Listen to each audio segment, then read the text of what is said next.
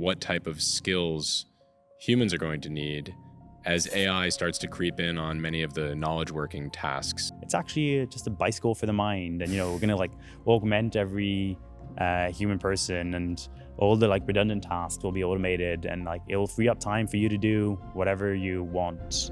If you could build a country from scratch today, what would that look like? Community or set of shared beliefs, and how can that materialize in the physical world? Honestly, I see how developing your brain, etc. matters. I also think you just need to adapt. It's actually just a bicycle for the mind.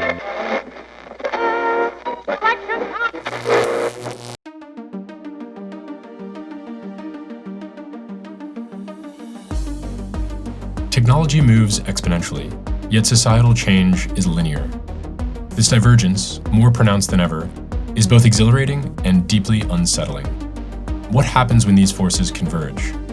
In the years ahead, our laws, economies, education, and healthcare systems, the very scaffolding of civilization, will be tested as never before.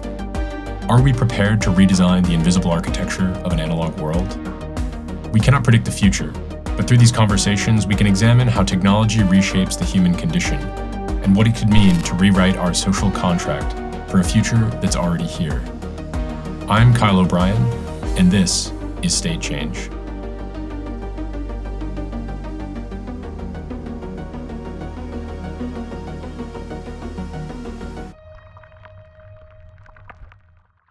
Today, I'm speaking with Arthaud Mesnard, founder of Mio, a portable identity for the AI era. Arthaud is a serial founder and angel investor, but more importantly for this conversation, he's contributed to projects that challenge how we think about identity, sovereignty, and what it means to be human in a sea of intelligent machines. We're social creatures, yet over the past 2 decades, technology has shifted our benchmarks for status, signaling, and self-expression, reshaping how we see ourselves through the eyes of others. Soon, the ratio of humans to agentic machines will tip in favor of the latter. This shift carries extraordinary promise, infinite creativity, personalization at scale, but also real dangers, the erosion of authenticity and a more fractured, polarized information ecosystem. If AI is the carrot, cryptography may be the stick, and Arthaud, it seems, has found a way to wield both in service of the greater good. So my name is Arthaud. I am Franco-Irish, and for some reason my parents decided to give me a name that is hard to pronounce in English. I grew up in France, then went to college in Ireland, and that's kind of when I got exposed to technology for the first time.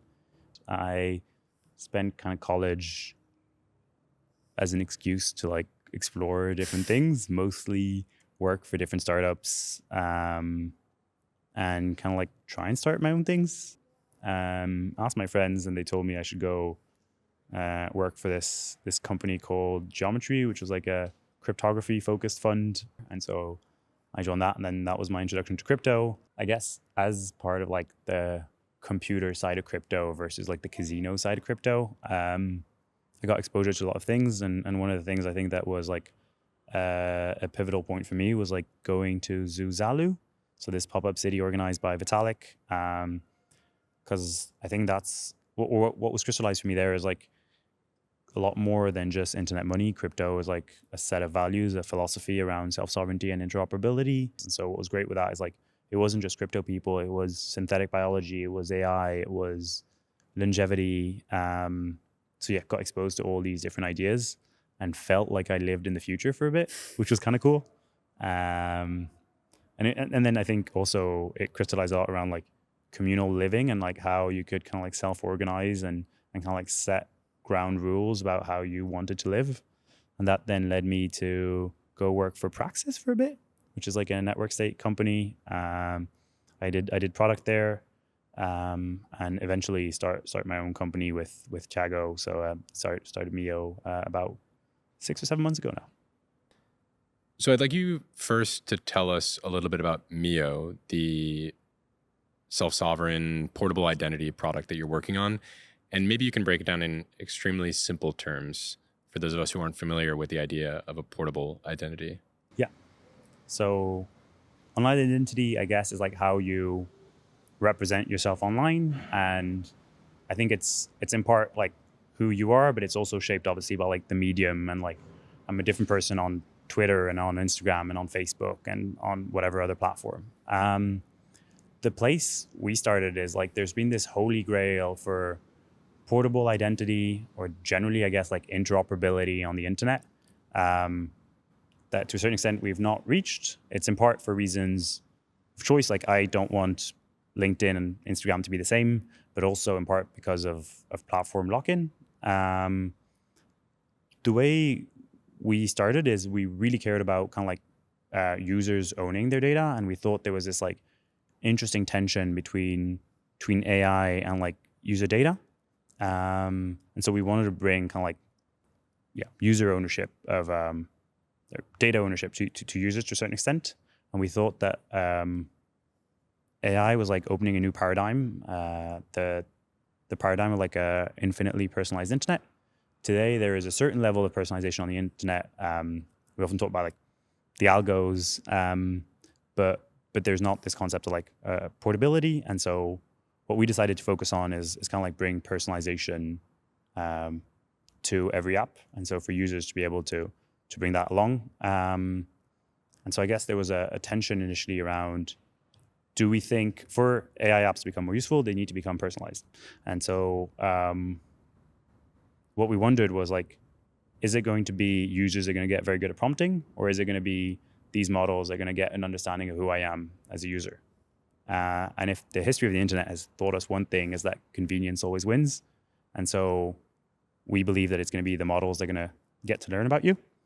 And that led us to a scary realization, which is if we don't separate the kind of like the model and the data layer, we'll end up in an even more centralized internet than what we have today. So if you look at the internet today, I think the top 50% of user queries go to about 20 different websites. And we think that basically if models, or the model providers have both models and the data, it'll be whatever, Gemini, Llama, maybe whatever, OpenAI and Anthropic. And yet we thought that was quite scary. And so we want to basically build a tool to like arm the rebels. And so we want to help kind of like the long tail of AI apps personalize outputs to their users. So I want to talk about personalization in the AI era. When I think of personalization now, it is delightful on occasion. You know, Instagram has followed you across the internet and figured out something about you, about your preferences that you didn't know you had, and surfaces some advertisement for an interesting new consumer product, which can be great, and you might purchase that product and really enjoy that product.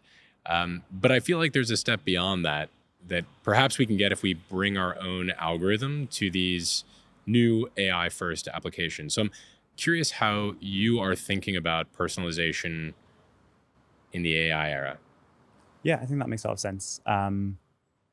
We always try to balance this kind of like pragmatic versus long-term approach. I think in the long term, it's quite clear that like my internet is going to look very different to yours, and there's going to be this kind of like generative UI. And so, you know, maybe we'll consume the same content, but actually on like different platforms or in different format, and me, it might be video and you, it might be text, or me, it might be long form and you, it might be bullet points. So I think that's kind of like where we're heading. I think the best way to get there initially is to start with apps where users interact directly with an LLM, just because as they generate basically an output on the fly, it is way easier to personalize than is before. And so I think a lot of apps have tried to, or a lot of companies have tried to like offer some kind of personalization tool in the past, but the difficulty was always they had to both understand the user and then also understand the content on that platform, and then do some kind of like matching between both.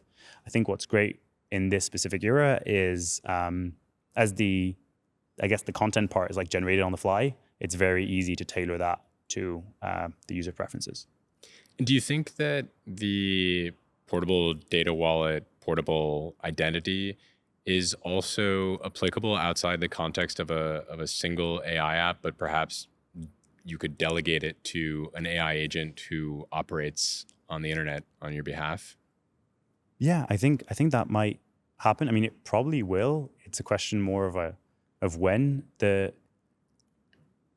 is like it's a big fear, honestly. We had, while starting the company, like, we're optimistic people, but the reality is, like, today we're being influenced by these algorithms, and then we have a decision of like whether we believe what we see or not, and whether we act upon it or not. And I think in the next few years, basically, we won't be making these decisions anymore, and there'll be agents acting on our behalf. I think, I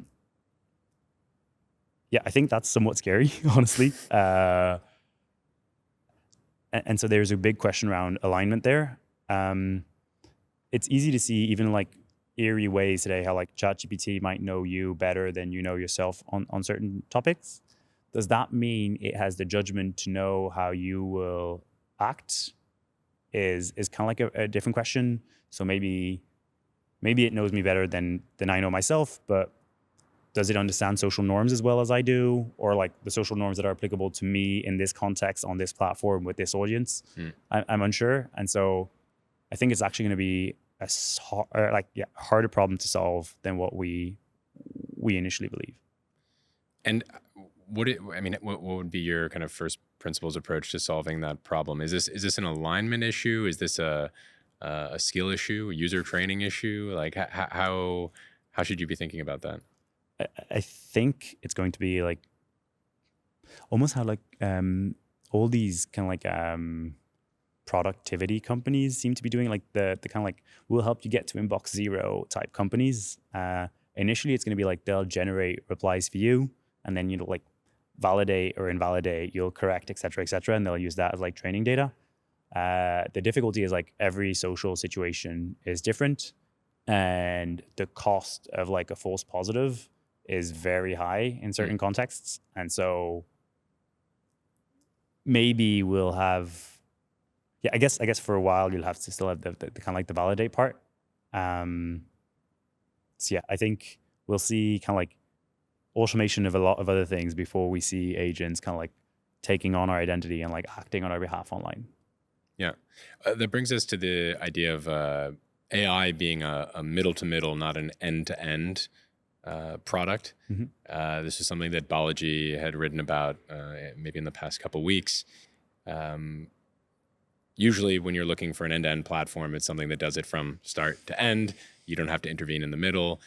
In the case of AI, it sounds like there really is going to be kind of two ends of the spectrum where humans need to intervene. First, they need to prompt the AI to take action or to do something or to query.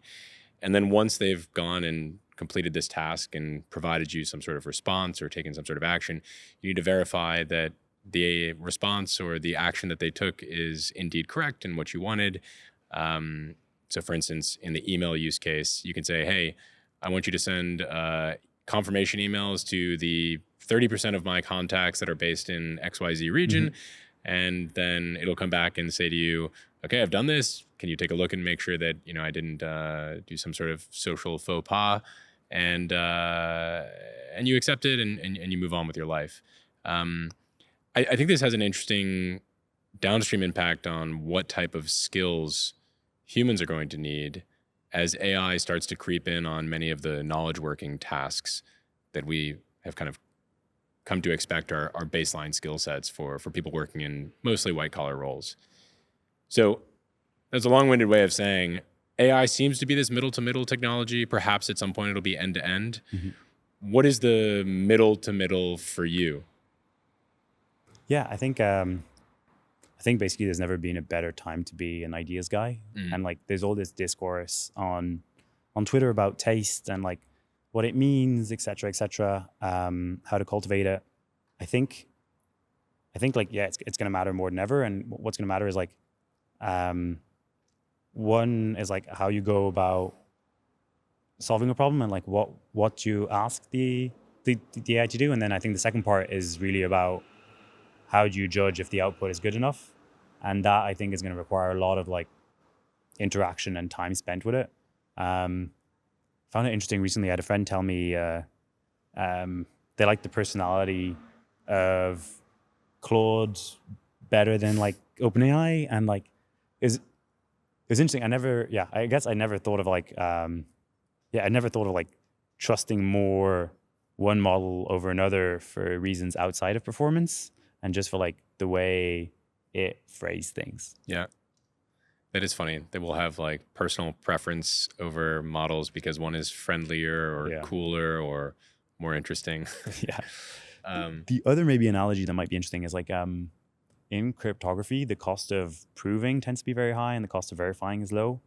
And it seems like with AI, it's the opposite. Like the cost of generation is very low. But the cost of like verifying the quality of an output seems to be very high.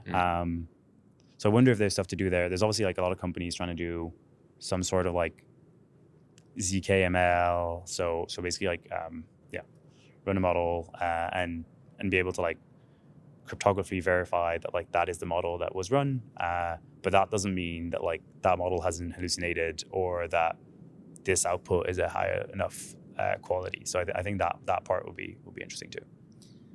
When you mentioned the ideas guy, never been a better time to be an ideas guy. I think of like the Rick Rubin meme, like in there, like vibing out with his headphones, like doesn't know how to play music, has never written a sheet music in his life, but he's directed all of these like amazing musicians. I think everyone now, we've kind of democratized the ideas guy with ChatGPT. I might not be a physicist, but I can ask the right questions to ChatGPT and I can get like 90% of the way there. And I think more and more I start to delegate some of my brain power to ChatGPT. And in a way, it kind of like reframes, I don't know, the way that I think and the way that I get work done. I wonder if there's a way to, preserve some of our cognition for ourselves. Not everything needs to be delegated to an agent. Not everything needs to be solved by ChatGPT. I wonder if there's a way to encode some of that into our portable identities online to set the instructions for these agentic models or large language models that we're working with to say, look, you can do this part of the work for me, but reserve a little bit of brain power for me. I want to use the old biological brain every so often. Yeah, that's interesting. Have you used GPT in like other parts of your life? It's a good question. I use it mostly. I think the baseline entry point is just kind of replacing Google and basic search engine with GPT because it's faster, it's better, it provides the links, et cetera. It summarizes bullet points. I use it a lot for writing. Okay. Either to check my writing or to provide alternatives to a script or an email or an article that I'm writing. I use it a bit for planning purposes in my personal life, but I really don't think I've taken it to the nth degree. And I'm curious, as someone who works on an identity product, like for AIs, you've probably taken it around for a spin, right? You've probably pushed some of the limits. Yeah, I've used it in different. So I've used Granola with my therapist, for instance. And Okay. so I have like a folder of Granola recordings, like therapy sessions that I can then go and query, which is interesting. Is that HIPAA compliant? Probably not. We should check with the Granola guys. Yeah. In my personal life, also a bit. But yeah, I guess. Yeah, I think it's like we've seen. Okay, so we've got a customer right now who it's like a tutoring app for college students, and so it's funny because like they're basically solving that. Of like, I could go ask GPT and I'd get the answer to this problem directly, but actually, if my objective is to learn, maybe I want only like part of the answer. Maybe I want it to like based on the course I'm following, how far along I am in that course, the year I'm in, et cetera, be able to infer how much of a tip it needs to give me or how much of a correction it needs to give me for me to like maximize the rate at which I'm learning and improving. And so I think those kind of use cases are interesting. The difficulty is like the path most people end up taking is always the path of least resistance. And so yes, we're gonna probably delegate most of that. I think there's like somewhat of a counter here where like technology has historically automated all the kind of like redundant parts of work. And kind of like led us to be able to focus on like higher order priorities or tasks generally. So I think that's going to be interesting to see kind of like how that plays out There is a massive risk of just like being on autopilot and like delegating everything else. I think there was like that MIT study that came out recently saying like people who like the objective was to be somewhat in the middle and like how much of ChatGPT you used, like how much time you spent before and after trying to solve the thing in order to like optimize for learning. So yeah, I think it's going to be an interesting. Yeah, it's going to be interesting to see how this plays out. Well, the granola for your therapist idea, I think, is both amusing, but also quite interesting. I mean, that's very personal data. Yeah. It's amazing that you can go back and query your previous sessions. I think you're getting a lot more bang for your buck there. I mean, you go into a therapist for an hour and you come out and you probably forget everything you just said. Now you can go back and kind of look, in time series over the, year or two that you spent pouring your heart out. I think there's some value in that. But now, I suppose with a product like what you're building, you could even embed that in your personal online identity in some capacity and use that as, a direction for either an application that is surfacing interesting interests or, a dating app, for instance. I can see this being an interesting plug-in there. Or perhaps an agent that is, buying things on your behalf and knows you have some sort of issue with this and not this, and perhaps it should avoid this section of the store and pursue this one. If we really take this to the nth degree, I mean, you can really pack a lot into your identity. We really only scratched the surface with how we can interface online. Yeah.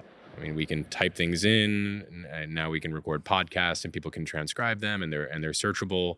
But now we're getting to the point where, as you mentioned, your kind of transcripts from the most intimate moments of your life are going to be moved online, transcribed, search indexable, AI-ified, put on the blockchain, you name it. All of these things will be possible.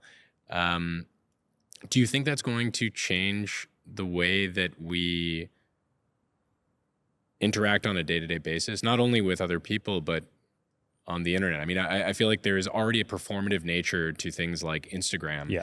Imagine if we think that every interaction that we have, everything that we say out loud is now going to be compressed into bits, loaded into your kind of personal online identity, encrypted, of course. And then your information flow is going to be dictated by, basically every interaction you've had in the past decade. Yeah, I think it's really like the double-edged sword of personalization. Like on the one hand, we want things that are more relevant. I want access to information faster. I want things to look the way I want them to look and sound the way I want them to sound. And on the other hand, don't want to live in this like ultimate filter bubble, totally abstracted away from reality. It's been interesting. Like I've realized, for instance, the assumption now on calls is like that things are recorded, I feel. And I also wore for a while one of these like AI necklaces last summer. And it's funny, like it was very different between putting it above my shirt, putting it under my shirt, and like how people would react. If I told them, if I didn't tell them, et cetera, et cetera. And despite the fact that like, I think actually Granola kind of like navigated that quite well, of like, there's no transcript exactly of what people said. It's just like notes.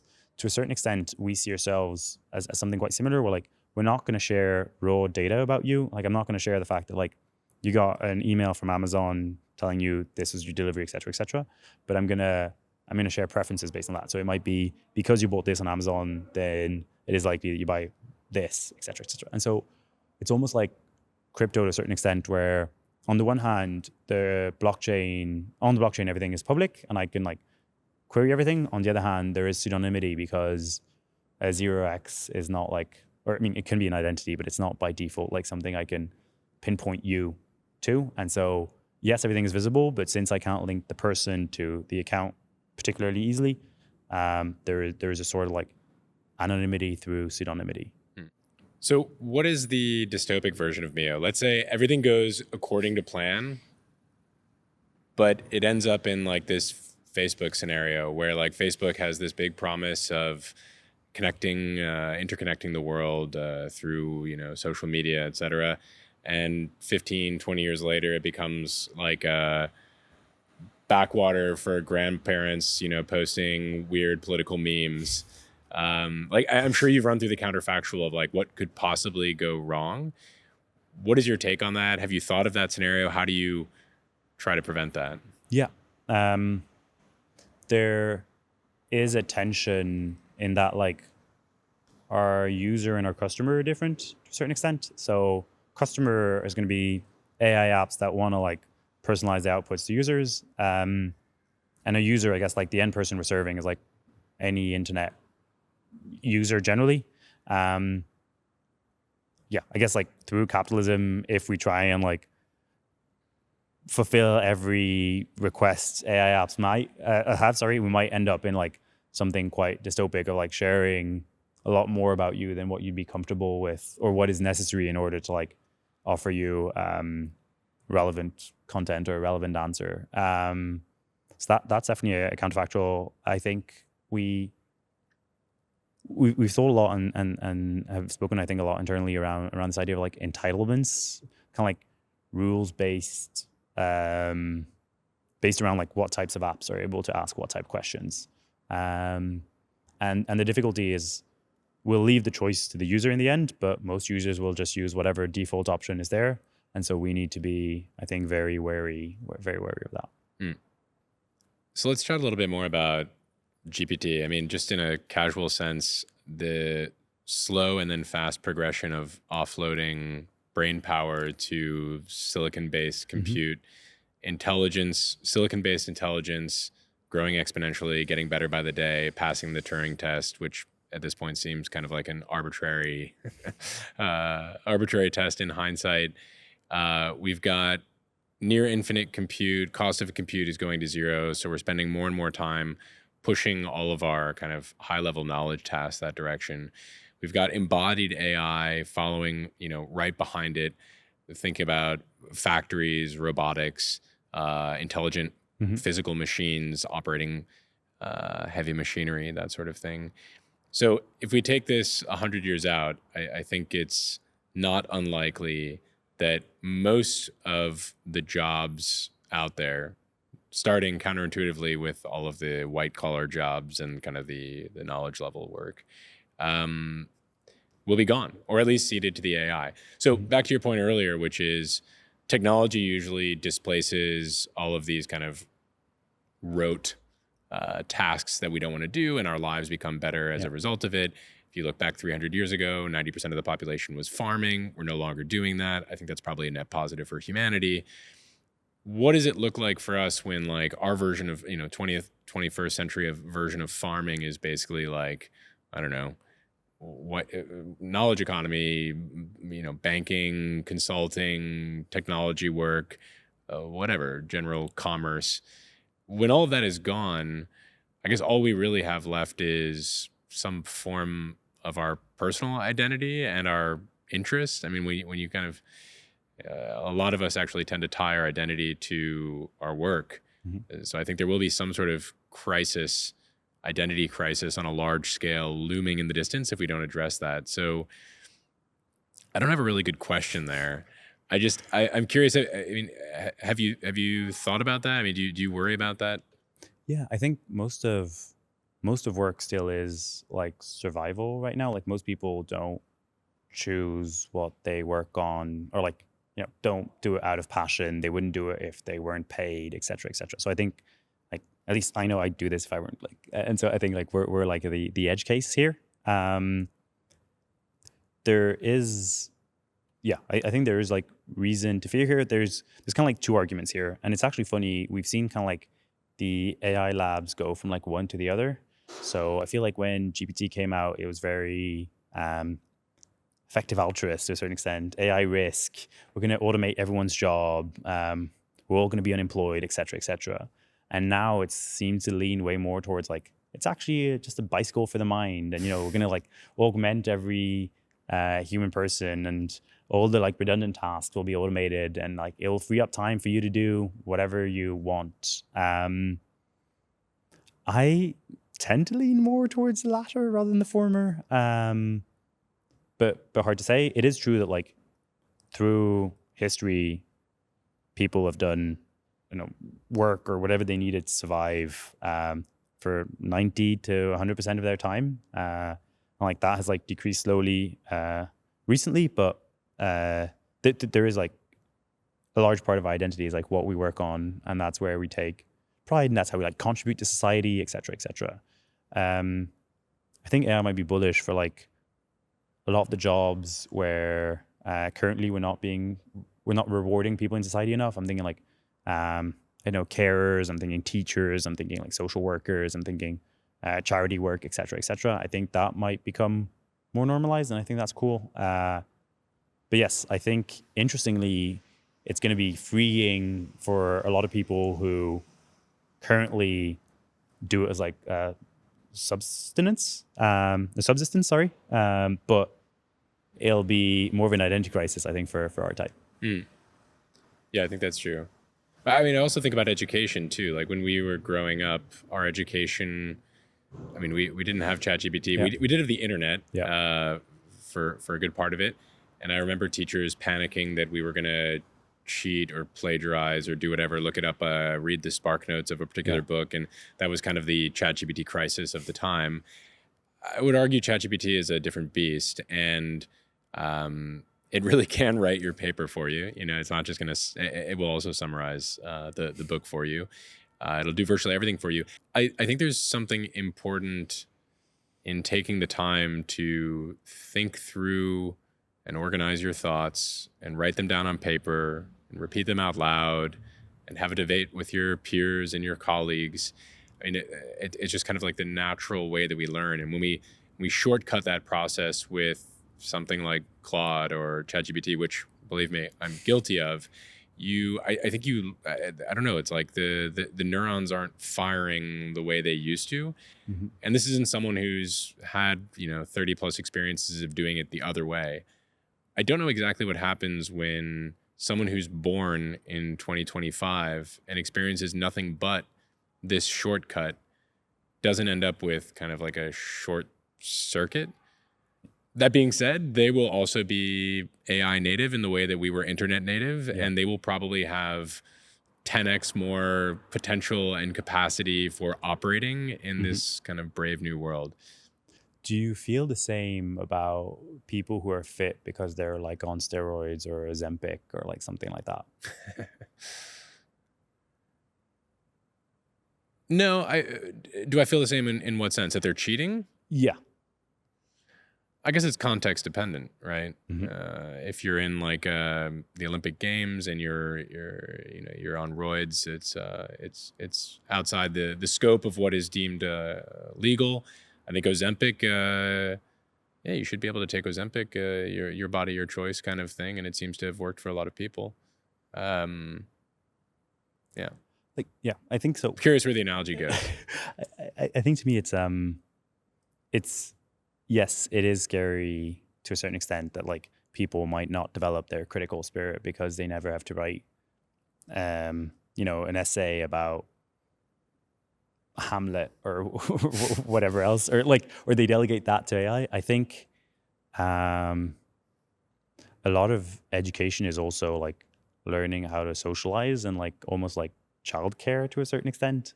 And so there are somewhat controlled environments, and so you can kind of like limit the usage of technology. Like I remember growing up not being allowed to watch TV during the week, or like only being able to use the internet at certain times. And I get how like that will become increasingly difficult, but I also see it as like everyone's gonna have a tutor in their pocket, and maybe instead of putting your kids in front of an iPad, you'll give them a soft toy they can like interact with who has some kind of like LLM in it or something like that.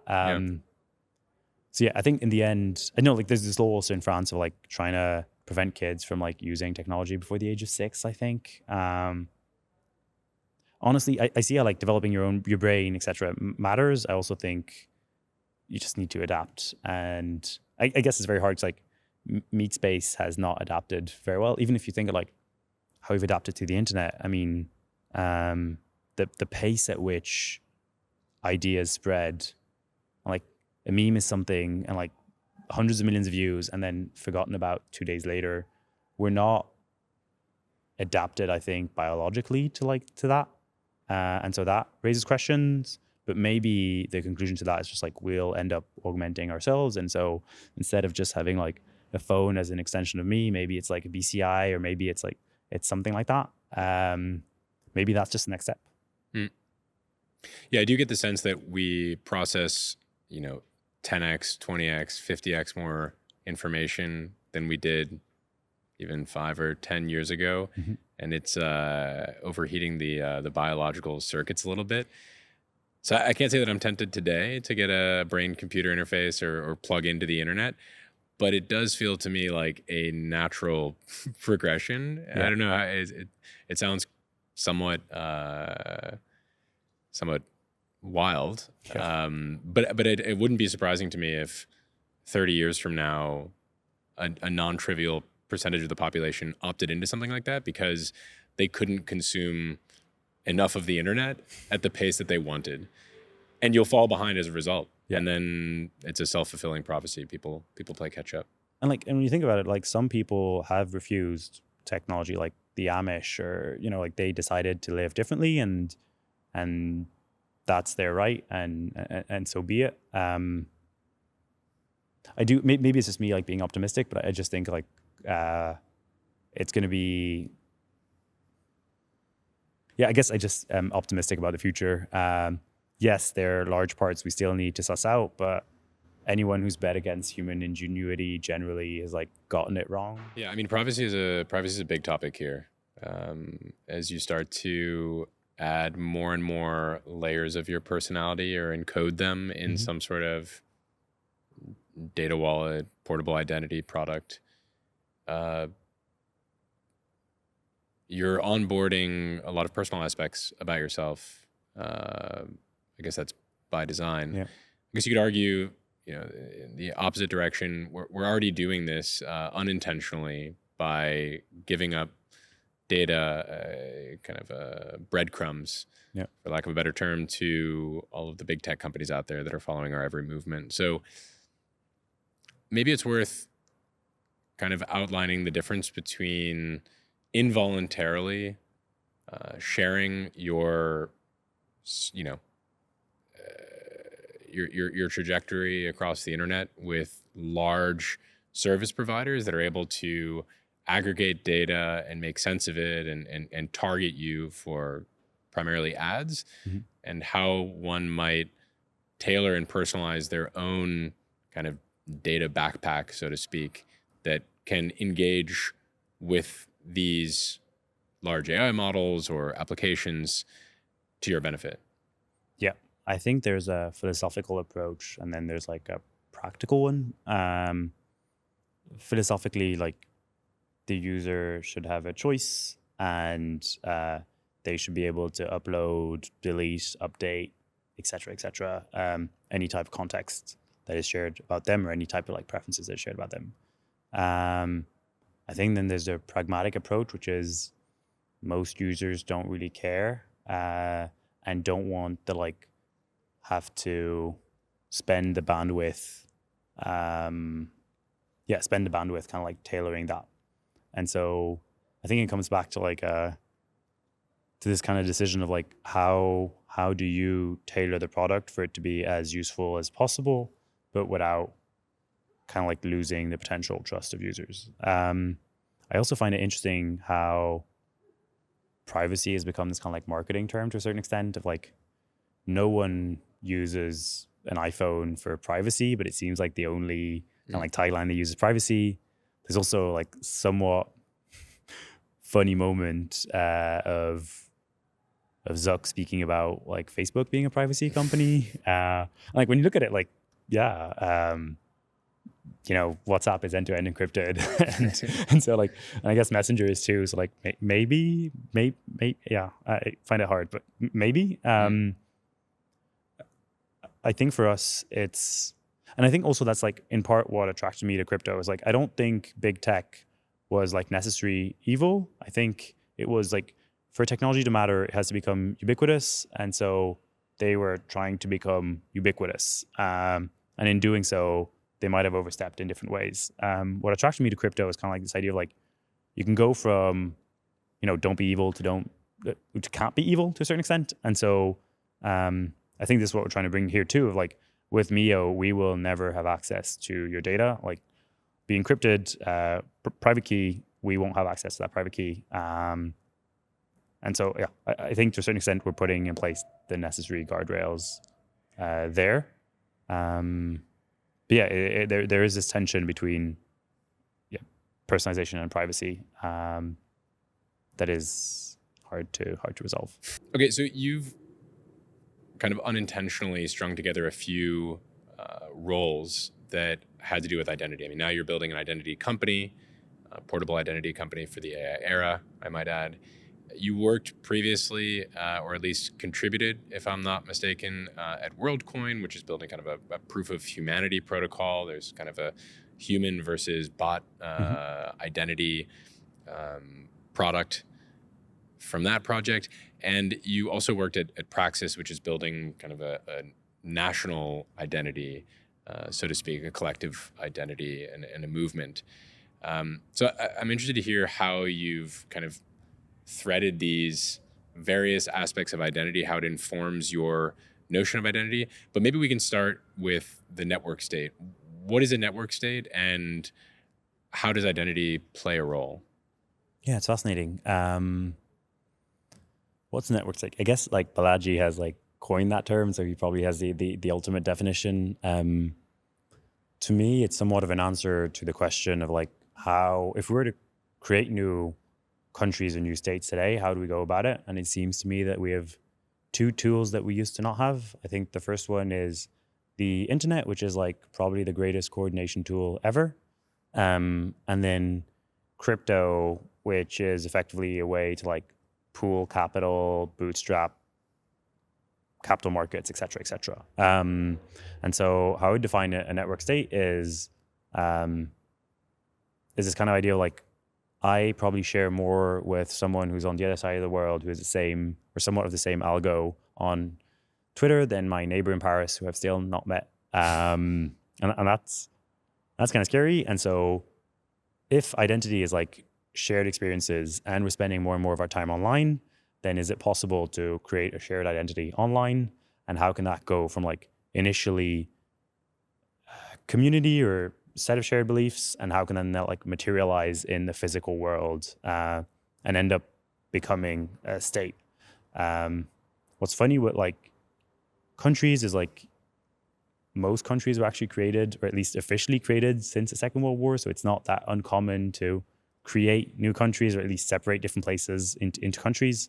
And this idea of like national identity is also quite new. I mean, you can think of like the independence in the US, obviously the independence in France, like all of those are only like a couple of 100 years old. So yeah, I find that fascinating. And yeah, I think one of the interesting things with Praxis is they built this kind of like strong sense of belonging, the strong sense of shared belonging around being countercultural and often right.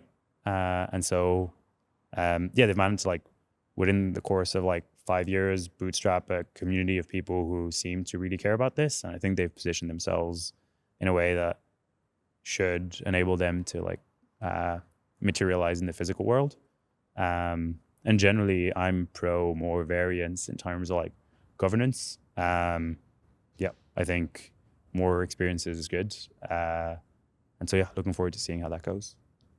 Yeah, I mean, it seems to me in some ways the network state idea is fairly radical, but it really is the only alternate solution to just sticking with existing nation states that are either in decline, on the verge of decline, or have failed. That's not to say that they can't recover. There's certainly an opportunity for that. But if you look at the current political state, and the kind of polarization that's taken hold of offices across the globe, I think it's a fairly pessimistic time for that.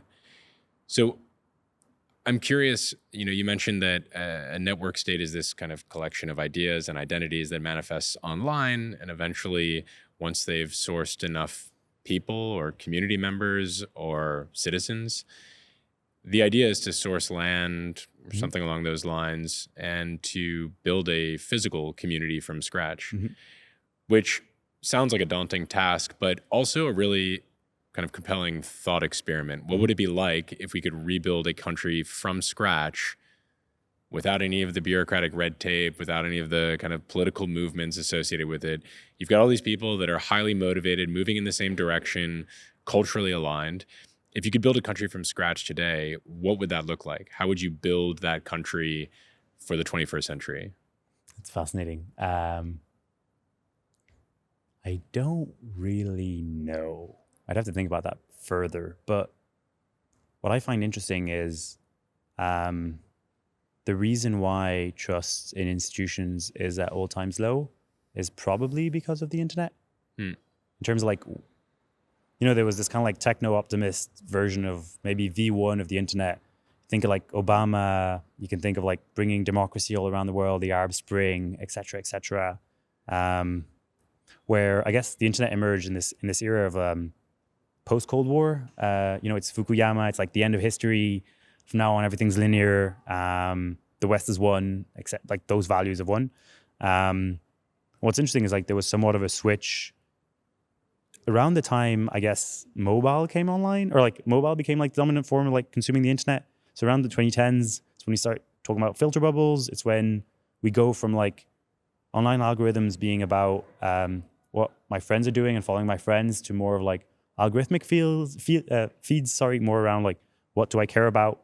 And then there's this total switch of like almost like reactionary position of like institutions who seemed, at least in the West, to be like, internet is great. It's a vector for us to like share ideas or share our ideas. And then suddenly it's like, it's the opposite. It's like social media is taking our jobs as journalists. It's Brexit, it's Trump. And it's also around that time that you start seeing the beginning of like cancel culture and identity politics and generally like the culture wars to a certain extent. And like, I don't know, maybe it's because like there was no common enemy to a certain extent, like US hegemony, et cetera, et cetera. And so if you have no common like cause to rally, then you have no reason to not hate your neighbor or disagree more fundamentally. I think there's also something around using with like social media, lots of people could get a voice. And so you could kind of like, if Web 1 is like access to information, Web 2 is like access to attention to a certain extent. And so, yeah, I find that interesting. And now it seems like we've reversed back. So I think I lent you this book a couple months ago around like the dark forest anthology of the internet, which basically uses this analogy of in the night, a forest is dark. That doesn't mean that it's not inhabited.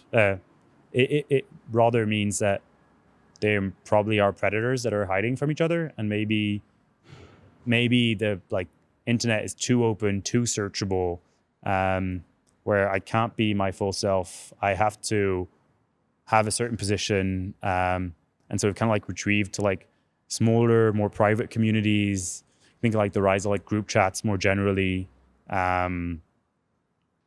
Yeah, so I guess long-winded way of saying I think there's like this interesting tension between kind of like trust in institutions decreasing and kind of like technology or like the internet becoming ubiquitous. And so it seems to make sense to like rebuild novel institutions. And I think like that's in part what led me to want to work on like network states. I also explored the idea of building like a non-chain company registry and like what that could mean if you could kind of like separate that from the state as well, and like how like the potential positive externalities around who could start companies, how could they go about it. Yeah, and maybe this is just rehashing what Balaji says, of like you need to have like one idea and it needs to be like the selling point for everyone. I don't know if there are many one ideas that matter. Like, I don't know how many, maybe a good thought experiment is like, how many single issue voters do you know? And do that many people only care about one thing? or do they want multiple things? And I think a lot of the pop-up cities I've gone to, or like these kind of like shorter term network state experiments, attract a certain type of person, and it's great, it's fascinating, etc., etc. Now, is that type of society I want to live in? I'm unsure. Well, it's interesting that the early internet was in this, like you mentioned, kind of post Cold War era. I guess the first 10 or 20 years of the internet were relatively slow and not all that exciting, unless you were like a hardcore developer or some sort of computer science geek. But in the 2010s, there's this kind of unbridled optimism, both politically and around the potential for technology to transform the world. And now it feels like we've kind of hit the peak, and we're now in this kind of valley of despair. You outlined a few of the prevailing topics, whether it's political, whether it's addiction to technology, whether it there seems to be a general prevailing pessimism, which brings me to kind of the close here, which would be it would be ideal if there's a potential optimistic path on the other side of this, right? We need to find some way to get out. And I think some pairing, some kind of titration of AI and crypto seem to move us in the right direction. We've got this abundant, unlimited, cheap intelligence. We should figure out what we can do with it and how we can use it to kind of serve the good of humanity. We've got cryptography that can serve as kind of a check on this intelligence, as a verification layer, as an identity layer, as a trust layer. And so perhaps you can kind of lead us towards greener pastures, starting with Mio and building this identity product. But I guess in a broader sense, how do you see these two dominant forces coalescing and kind of giving birth, so to speak, to a more positive decade, hopefully in the 2030s, if not sooner? It's a good question. I think the reality is, in terms of market adoption today, I think AI has reached that potential. I think crypto as a counterforce is still a long way away from that. I think obviously coming from crypto, we'd want to see that, and we'd want to see, like, ideally, crypto as an industry was like this test bed to develop these cryptography tools that can now like permeate the whole internet, and kind of like act as a counterbalance or a counterforce to a lot of the downsides of AI. I think so far it's probably too early to say that, like it has played that role. I do think that like a mix of cryptography for verification and for like traceability, I do think that like blockchains, like immutable records, are going to come in as useful. But then I also think there's like, when it comes to like agreeing on facts, I think things like community notes that has like nothing to do with crypto, at least in the way it works, is also interesting. And so, yeah, I think it's maybe a long-winded way of saying, I think there's, maybe it's like a tech bro here speaking, but it seems like we're reaching this level of exponentials on a few different technologies, where maybe if the 2010s were like overly optimistic and like over promised and under delivered, I feel like the 2020s are going to be like the opposite.